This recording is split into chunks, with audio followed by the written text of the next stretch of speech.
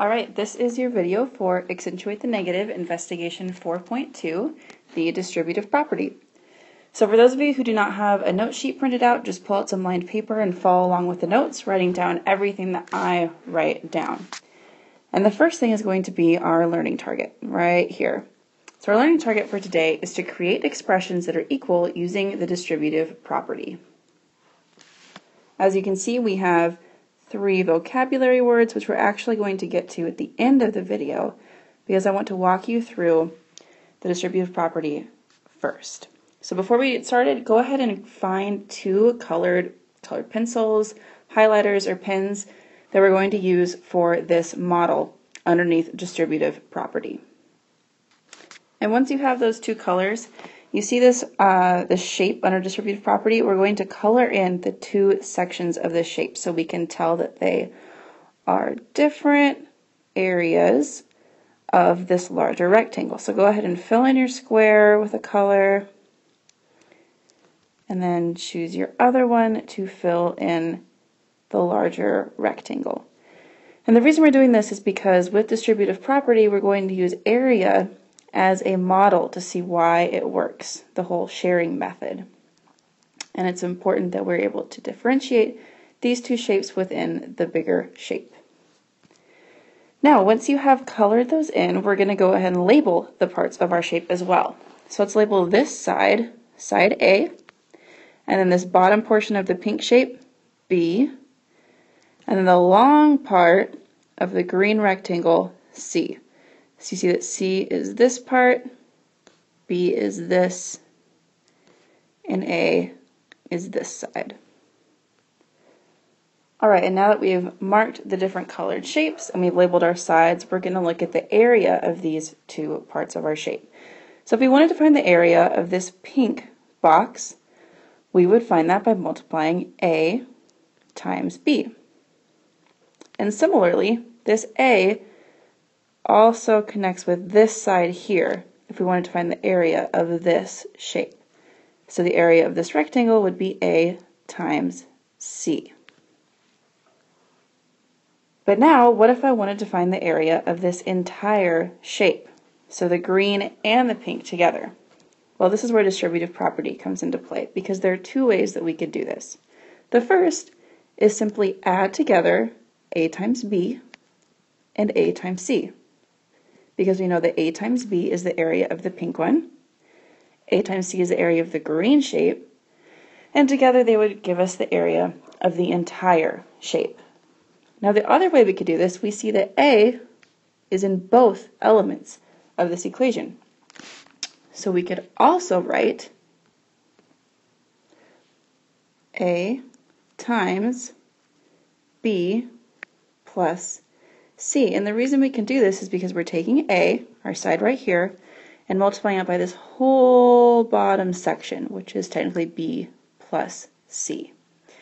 And see now, if we scroll down, we see that we have given both the factored form and the expanded form. So this is our factored form, and this is our expanded form. If we look down here, I'll go ahead and highlight them.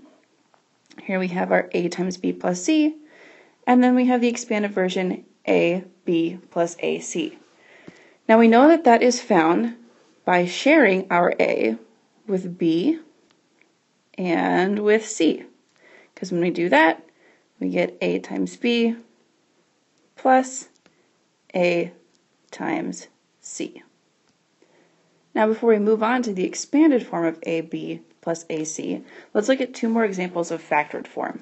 So first, let's look at this second one where we have X right outside of our parentheses. So anytime we have some kind of number or variable outside of parentheses, we want to do the same thing. We want to share that with both parts of our parentheses because that is how we turn the factored form into expanded form. So we're going to share our X with the 4 and our X with the 3. And that gives us X times 4 because it's X times 4 plus 3 plus X times 3. And now technically we could leave it with this notation, but that's not quite correct because of coefficients. So it's more proper to write 4x plus 3x. And then we see here that we can actually add those 2 together and our answer is 7x. Now let's look at the next example. Here, this time we have a 6 outside of our parentheses. In this case, again, we're going to go ahead and share our 6 with our 2, and the 6 with 4x. So then we get 6 times 2 minus 6 times 4x. And we should note, just like in the last problem, this is our expanded form, as was this right here. But we see that more can be done, again, because 6 times 2 we know is 12, and 6 times 4x is actually 24x. And there we factored those out into a complete expanded form. But now let's turn over to the right side of the page, go back to AB plus AC.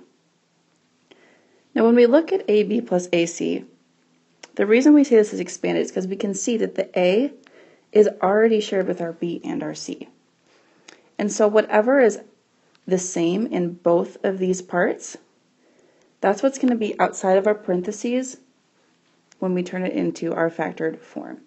So then we write A with our parentheses, and then what's left is that B plus C, which is the same thing that we saw here. And there we've taken our expanded form and turned it into factored form. Now a similar thing can be done for our next problem. So first we want to look at 11p plus 3p and see what is shared between both of them. And we see that it's this p right here. So we know immediately that p is going to be outside of our parentheses. So we can go ahead and write p with our parentheses, and then what's left, which is 11 plus 3. And there we have gone from our expanded form back to factored form. Now let's look down at the next one. And we want to see what is shared between them. But we take a closer look and we see that nothing is actually the same because we have a 3x plus a 2k. So technically, that cannot be turned into factored form. But let's use a different color. We'll do red. What if this were 2x plus 2k? Then we would see that the 2 and the 2 are the same, and therefore we actually can turn it into factored form. So we can put our 2 outside of the parentheses, and then we are left with x plus k. And see, after these examples, we've turned factored form to expanded form, and expanded form to factored form. Now that we've done that, we can scroll back up to the top and actually define our two definitions. So looking back at the top, we still have 3 vocab words to define. So we're going to start with our distributive property. Now this is something we use a lot in math, and it doesn't really have a clear definition. So I'm going to give you one that might seem a little wordy. That's okay. On a test or quiz, I would never ask for you to define distributive property, but I want you to understand that when we use it, we share, for example, what's outside of our parentheses, which here was the A on the left side of our shape, with both elements within our parentheses. So the definition I'm going to give you is that the distributive property lets you multiply what is outside parentheses with what is inside. And now let's turn to our definition for expanded form. The reason I wanted to do our shape model first is because there's no real word definition for expanded form, but I want you to know that the model for expanded form is our A times B plus C, plus A times C.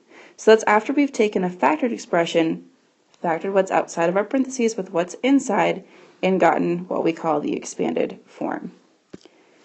And finally, factored form. So the factored form of an expression is when those parentheses are still there. And with our area example, that was when A was multiplied times B plus C. And the reason we go over both of these definitions is because if I were to ask you to turn something that was factored, such as down at the bottom of our screen, our x times 4 plus 3 into expanded form, then you would already know how to do that, and you would give me our x times 4 plus x times 3. So it's really understanding the difference between the two and how they both are equivalent expressions. If we look back up at our learning target, we see that our target was to create expressions that are equal using the distributive property. And that's where A times B plus A times C is equal to A times B plus C. And that is the distributive property.